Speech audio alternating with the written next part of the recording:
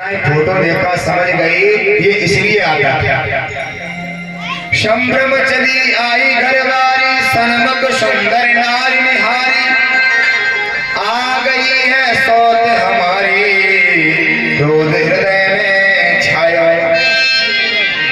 उसने अपना फोटो देखा तो कहने लगी ये हमारी सौतन लेके आया है, इसलिए बार बार कमरे में आता है। अब तो महाराज झगड़ा करने लगी, अपनी चूड़ियां फोड़ने लगी, शोर मचाने लगी। भाग पड़ी अब मैं न रहूंगी, जहर खाऊंगी कूद मरूंगी। अब मैं इस घर में नहीं रहूंगी, जहर खा लूंगी, कुआं में कूद जाऊंगी। अब उसकी सास ने जैसे ही शोरगुल सुना कि बहू क्यों रो रही है, धाई सास बहू रानी ने कैसा रुदन मचाया। सास दौड़ी दौड़ी आई, बोली बहू क्या हुआ? तो उसकी बहू ने कहा अरे माँ जी देखो तुम्हारे लाला की क्या करामात है, देखो हमारी सौतन लेके आ गए हैं। अब बुढ़िया ने कहा कहाँ दिखा? तो ये देखो। अब जैसे बुढ़िया शीशे के सामने आई, बुढ़िया जैसे शीशे के सामने आई, उसको बुढ़िया दिखाई दी, उसको अपना फोटो दिखाई दिया। और बुढ़िया अपना फोटो देख करके बोली अरे पागल, अरे तू क्या कह रही है, मेरी सौतन लेके आया? अरे बुढ़िया माई है, बूढ़ी डोकरी को लेके आया है, कहीं मिल गई होगी बेचारी तो सेवा क्यों नहीं लाया होगा।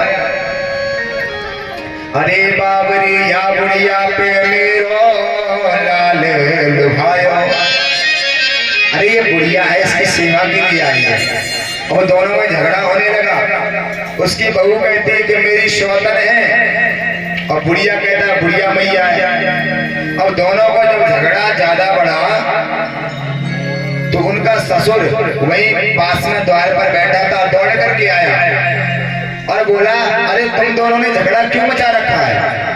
तो उसकी बहू बोली कि तुम्हारा लड़का मेरे लिए सौतन लेके आया है, और बुढ़िया कहती है बुढ़िया मैया लेके आया है। दोनों ने कहा हटो मैं देखता हूँ कौन है। और जैसे वह बुढ़ा सामने आया है तो उसको दाढ़ी मूछ वाला एक पुरुष दिखाई दिया। दाढ़ी वालों पुरुष देख के दोनों को फटकारो, अरे मूर्खाओ उधर मानव देह लगायो, मर न गई तुम नारी पुरुष को समझ ना पायो। अरे पागलो, अरे मूर्खो, तुमको इतना भी ज्ञान नहीं है। इसमें दाढ़ी वाला एक बुड्ढा खड़ा है। अब तीनों में झगड़ा होने लगा। बहू कहने लगी इसमें सौतन है, और उसकी सास कहती है बुढ़िया है, और वह बुढ़ा कहता इसमें बुढ़ा है। इतने में वह किसान आ गया। किसान ने जब लड़का झगड़ना सुना तो शीशा छीन के कहता है अरे ना कोई बुढ़िया है, ना कोई सौतन है, ना कोई बुढ़ा है, इसमें तो भाई साहब है। अब आप लोग बताओ कौन इसमें सच्चा है, कौन झूठा है? तो सारे के सारे सच्चे और सारे के सारे झूठे हैं। ऐसी छीना झपटी में वह शीशा नीचे गिरा और शीशा टूट गया। तो ना वहाँ कोई भाई साहब था, ना कोई बुढ़िया थी, ना कोई बुढ़ा था, ना कोई स्त्री थी। ऐसे ही संसार में हम लोगों के लिए एक माया का शीशा लगा है। जब तक माया का शीशा हमारे सामने है तब तक हमको पिता दिखाई देते हैं, भाई दिखाई देते हैं, बहन दिखाई देती है। और जैसे ये माया का शीशा टूटता है तो केवल वही एक परमात्मा बनता है। तो आप समझ में आ गया कि गोपियां भगवान का ही रूप है, वही परमात्मा बनने वाले हैं, वही बनाने वाले हैं। बोल वृंदावन बिहारी लाल की जय, जय श्री राधे। और भगवान ने गोपियों को जैसे देखा है तो गोपियों का स्वागत करने लगे।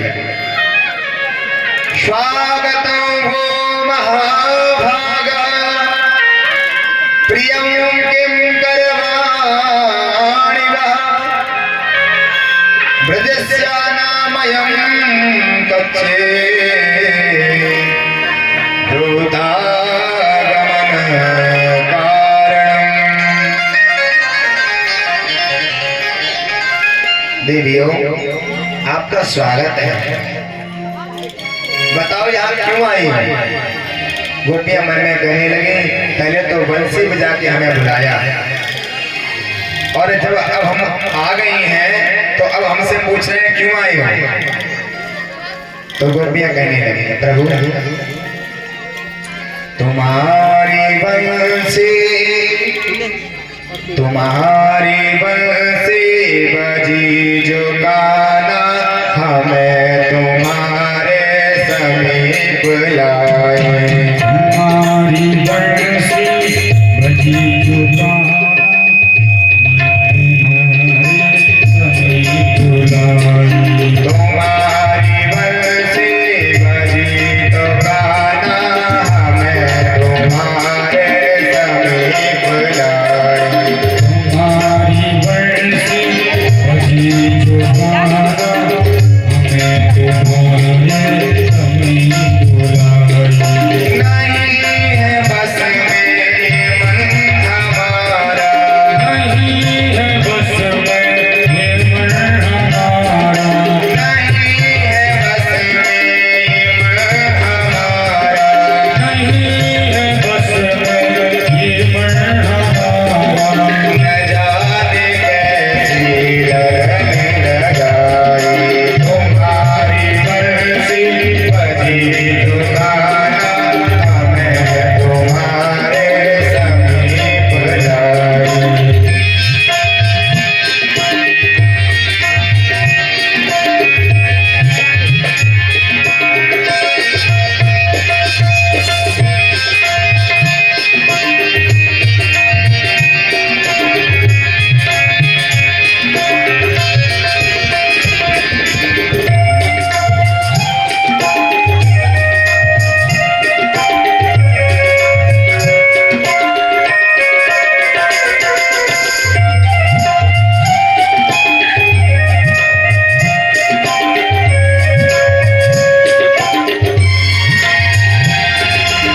गोपियां कहने लगी हे श्याम सुंदर हमने तुम्हें सदैव अपना माना है और अब हम आ गए हैं तो आप हमें ऐसे न ठुकराइए।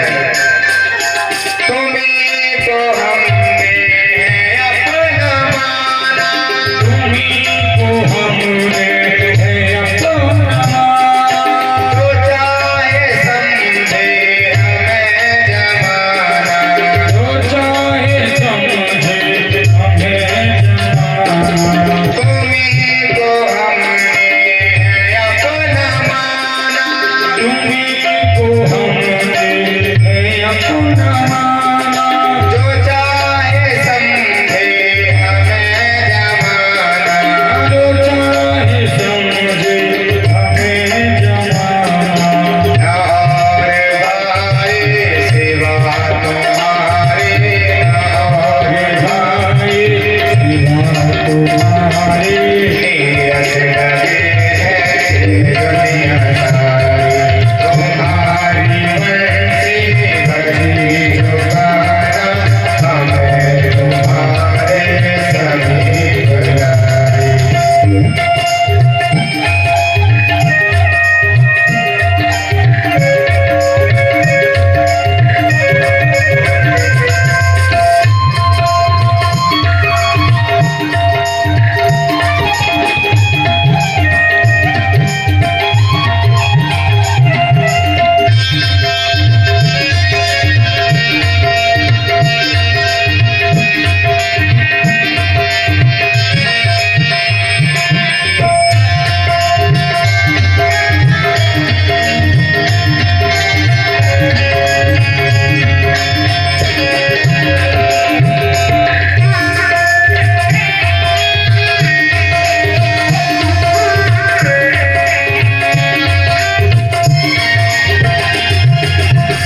भगवान ने कहा गोपियों स्त्री का परम धर्म होता है अपने पति की सेवा करना।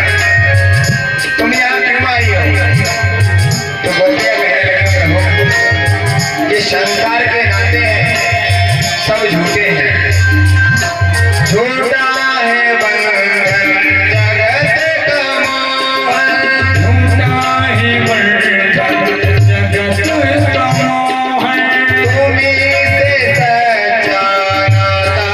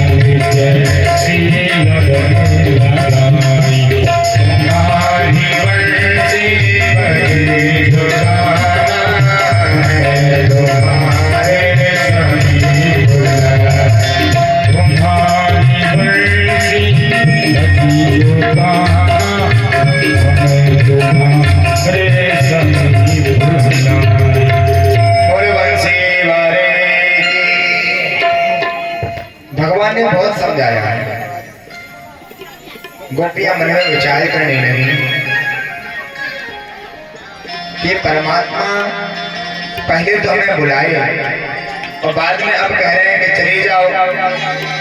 भगवान कहने लगे, गोपियों क्या तुम चंद्रमा को देखने आई हो? गोपियों ने ना कहा। फिर पूछा, क्या तुम इस यमुना को देखने आई हो? गोपियों ने मना कर दिया। भगवान ने समझाया, देखो गोपियों, स्त्री का परम धर्म होता है पति की सेवा करना।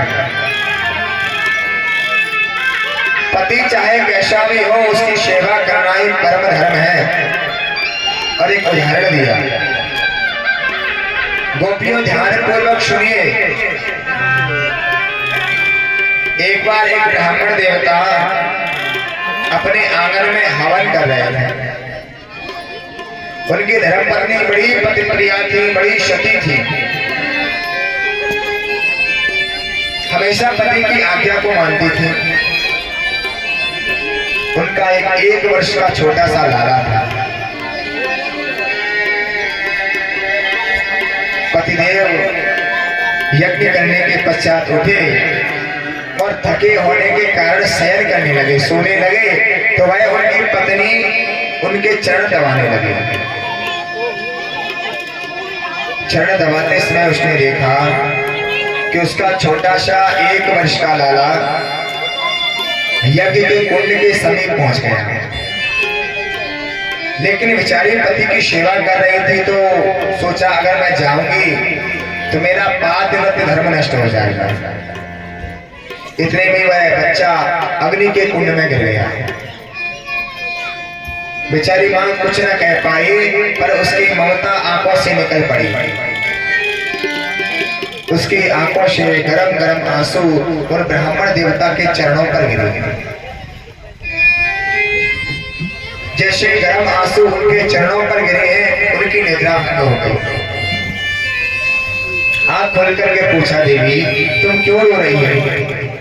तो देवी ने कहा, स्वामी जी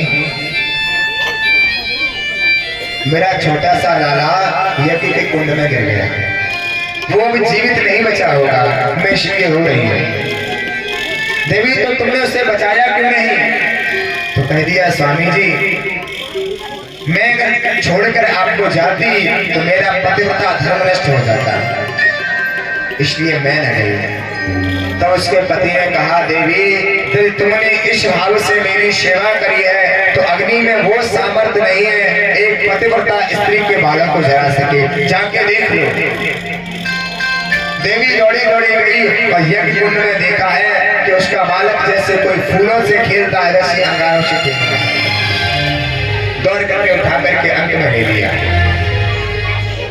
भगवान ने कहा, देखा देवियों, ये पतिव्रता धर्म की महिमा है। तब गोपियों ने कहा, भगवान कन्हैया ऐसे तमाम उदाहरण हम भी दे सकती हैं, अगर सुनना चाहते हो तो सुनिए। बोले सुनाओ।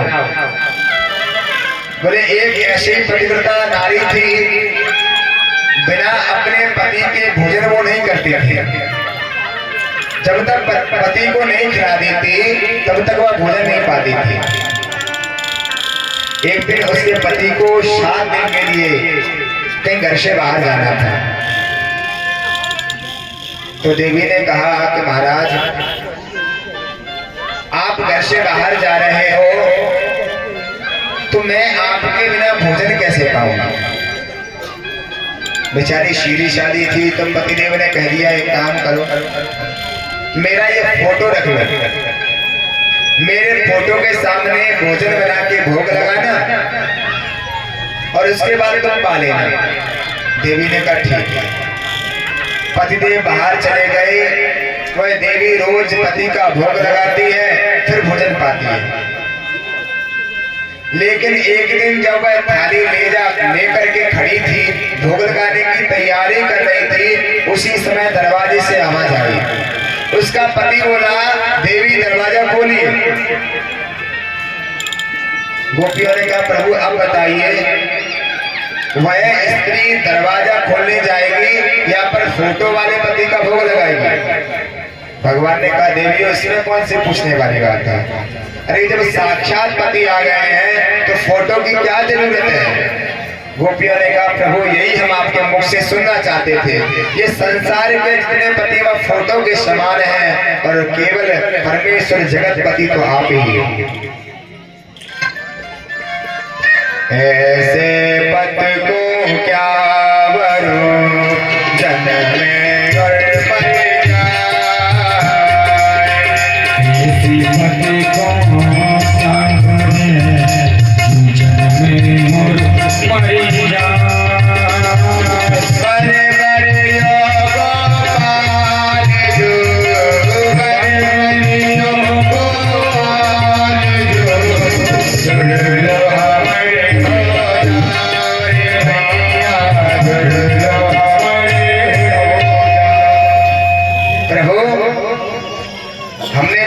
आपको वर्ण कर लिया है। मोरे शबई एक तुम स्वामी, मोरे एक तुम स्वामी, दीन बंधुर अंतर्यामी, दीन बंधुर अंतर्यामी। और प्रणय गीत के माध्यम से भगवान को निवेदन किया है। प्रभु मैवं विभोरति भवान् गदितुं नृशंसं संत्यज्य सर्वविषयान् तव पादमूलम् भक्ता भजस्व दुर्वग्रहमात्यजास्मान् देवो यथादि पुरुषो भजते मुमुक्षुं। प्रभु हमारा त्याग न करिए, हम तो सर्वस्व मान करके आपके लिए आए हैं। भगवान यही सुनना चाहते थे कि अभी तक स्पष्ट रूप से कभी गोपियों ने भगवान का वर्णन नहीं किया था। उनका मनोरथ समझ के भगवान ताता थैया करके नृत्य करने लगे। नृत्य करते करते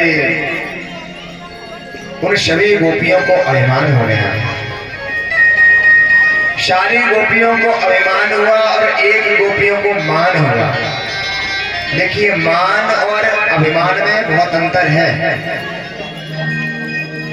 जैसे हम किसी से प्रेम करते हो और वो सभी की तरह प्रेम करे हमसे भी, तो ये लगेगा कि इसके लिए तो सब एक बराबर है।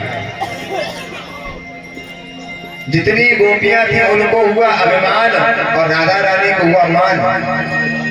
राधा रानी मन में सोचने लगी, जैसा व्यवहार मेरे साथ कर रहे हैं वैसे सभी गोपियों के साथ कर रहे हैं। अरे मैं तो इनकी सबसे अधिक प्रेयसी हूँ, इन्होंने तो सबरी धान 22 फसेरी कर दी, तुमको मान होगा। लेकिन श्रीमद् भागवत महापुराण में राधा रानी का नाम कहीं भी स्पष्ट रूप से नहीं आया है। लेकिन यह प्रश्न उठता, स्पष्ट रूप से नाम क्यों नहीं आया? तो अन्य प्राणों में वर्णन किया गया है। जो सुखदेव जी महाराज हैं वो राधा रानी को अपना गुरु मानते हैं, और जैसे ही राधा का नाम लेते हैं तो उनकी 6 महीना की आनंद की समाधि लग जाती है। और परीक्षित जी को श्राप लगा था 7 दिन में मरने का, और कहीं राधा नाम एक भी बार लिए होते तो उनकी 6 महीने की समाधि लग जाती, तो बेचारे परीक्षित का क्या होता। इसलिए राधा का नाम नहीं लिया है, लेकिन संकेत जरूर किए। राधा नाम मात्रेण मूर्छा सजमासिते भवे। तो भगवान उन्हीं गोपियों के मध्य में से अंतर ध्यान हो गए। राधा रानी को साथ में लेकर के चल पड़े। राधा रानी को मनाया है, पुण्य कुटीर में ले गए। राधा रानी के चरण पलटने लगे भगवान। लेकिन भगवान गोपियों को दिखाई न दिए। गोपियां सब भगवान के प्रेम में विफल होकर के घूमने लगी, भगवान की लीलाओं का अनुकरण करने लगी। रोते रोते कभी वृक्षों से पूछते हैं, कभी लताओं से पूछते हैं।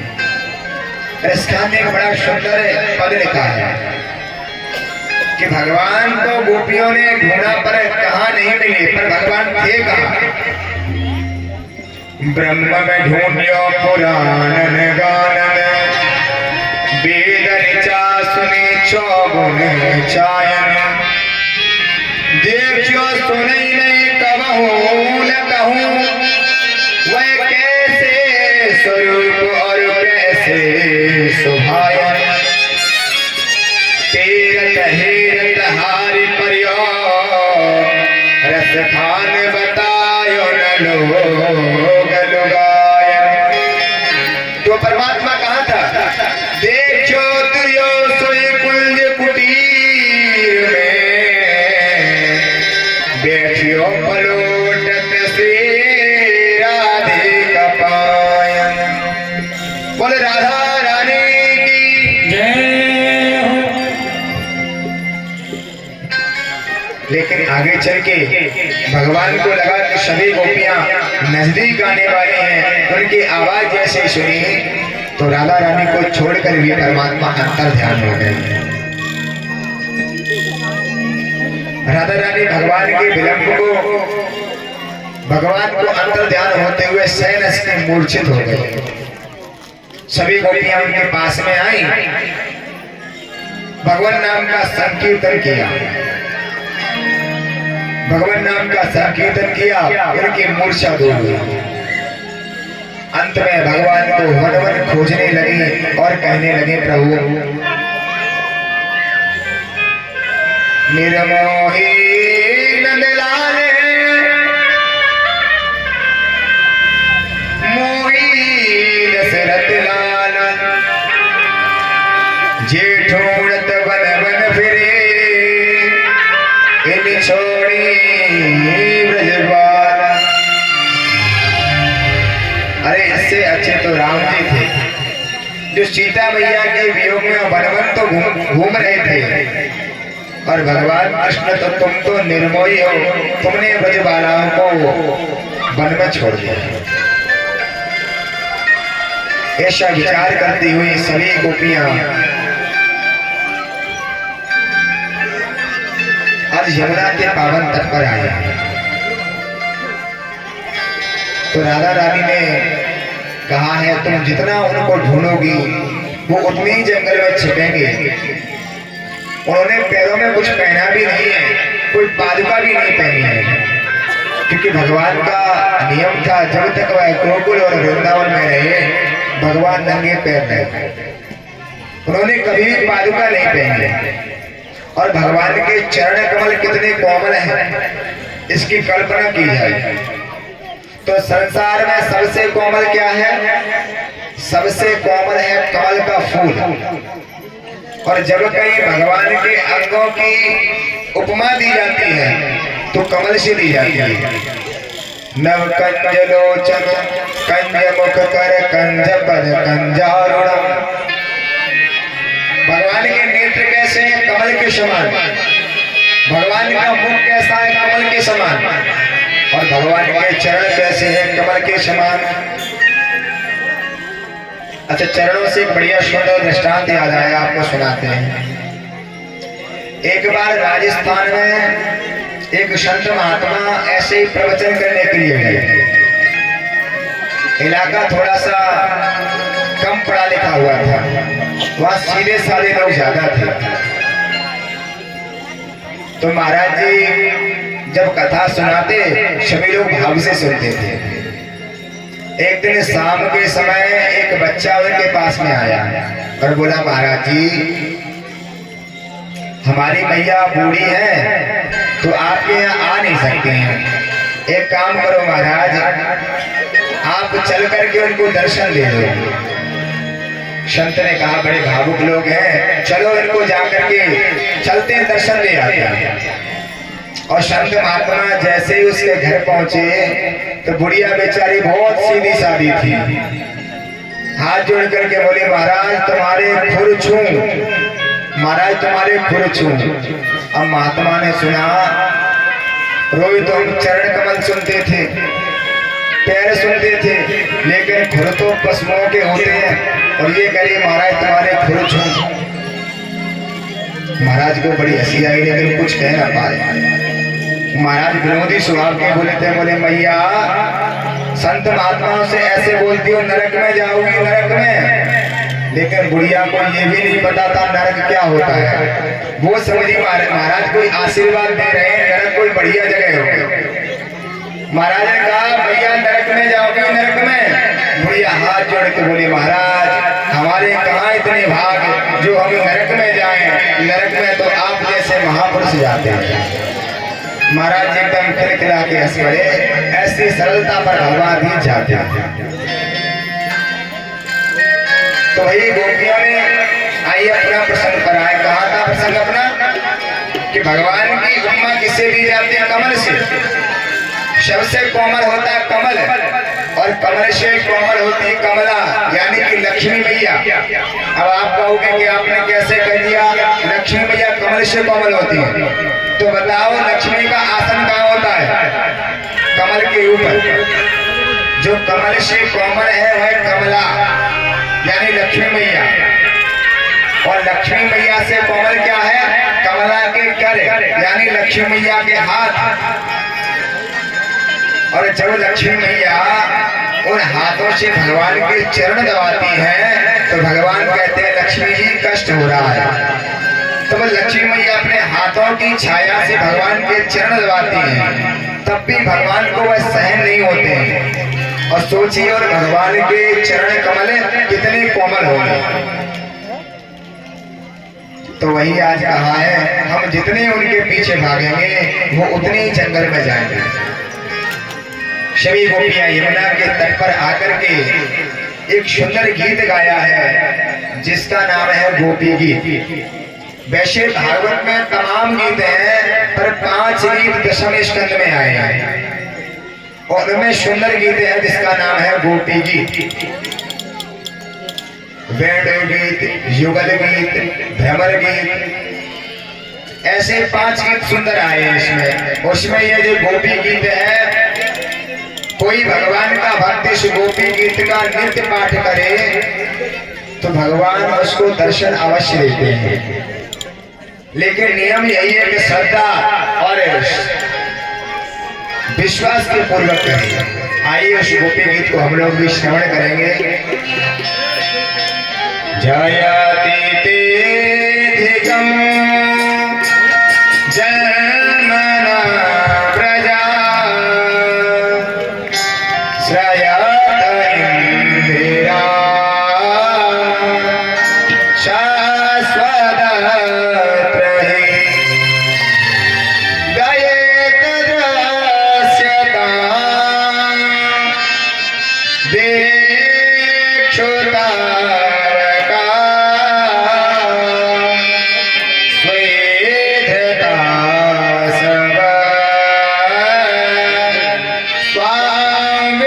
जन्मना प्रजा।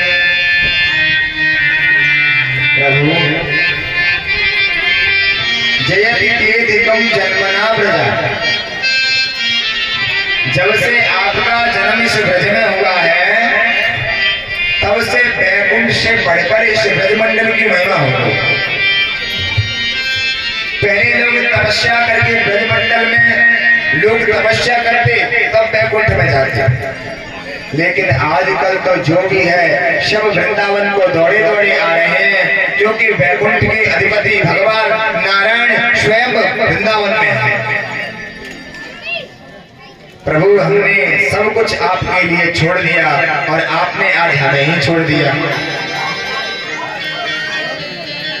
हमें लगता है न खलु गोपिका नंदनो भगवान, हमें नहीं लगता है आप यशोदा के लाला हो, क्योंकि यशोदा का नाम है यशम ददाती थी यशोदा, जो हमेशा दूसरों को यश देने वाली है। अरे यशोदा मैया तो इतनी दयालु है, उनके इतना कठोर डाला कैसे हो गया? और प्रभु यदि आप कहते हो कि भगवान का जब विरह हो, सच्चा प्रेमी वियोग को सहन नहीं कर पाता है। जैसे कि दशरथ जी महाराज राम के वियोग को सहन न कर पाए। जब पता चला उन्हें कि राम जी वापस नहीं आए तो उन्होंने अपने प्राणों का परित्याग कर दिया। राम राम कहे राम कहे, राम राम कहे राम, तनु पर हरे रघुबर मेरा, राम गयो सुरधाम। तो प्रभु हम इसलिए नहीं मरते हैं, तब कथामृतम तप्त जीवनम कविभिरीडितम कल्मषापहम्। प्रभु अमृत का पान कर लिया है। बोले कौन से अमृत का? आपकी कथा रूपी अमृत का पान कर लिया है, इसलिए हम मरते नहीं। और आप एक बात बताइए, जनक नंदनी जानकी मैया रावण के यहाँ अशोक वाटिका में थी और 6 महीने तक उन्होंने अशोक वाटिका में बिताया, पर वो तो भगवान के विरह में मरी नहीं, तो इसका ये मतलब तो नहीं है कि वो राम जी से प्रेम नहीं करती थी। जब हनुमान जी महाराज सीता मैया की शुद्ध लेकर के राम जी के पास न गए, तो राम जी ने उनसे पूछा, एहु हनु कह श्री रघुवीर कछु सुध है सिया कहे छित माही। हनुमान, सीता की कोई खबर है? तो कहने लगे, है प्रभु लंक कलंक बिना सुबसैनित रावण बाग की छाई। प्रभु, लंका में अशोक वाटिका में भगवान कहने लगे, जीवित है, जीवित है कहिबे को नाथ। भगवान ने कहा, सो क्यों न मरी हमारे बिछोराई। तो हनुमान जी ने कहा कि प्राण बसे प्रभु पायन में, यम आवत है पर पावत नहीं। सीता मैया के प्राणों की रक्षा कौन कर रहा है? नाम पारो दिवसन से ध्यान तुम्हारे कपाट, और लोचन निज पद जनित जाए प्राण के बाण। सीता मैया की रक्षा राम का नाम कर रहा है।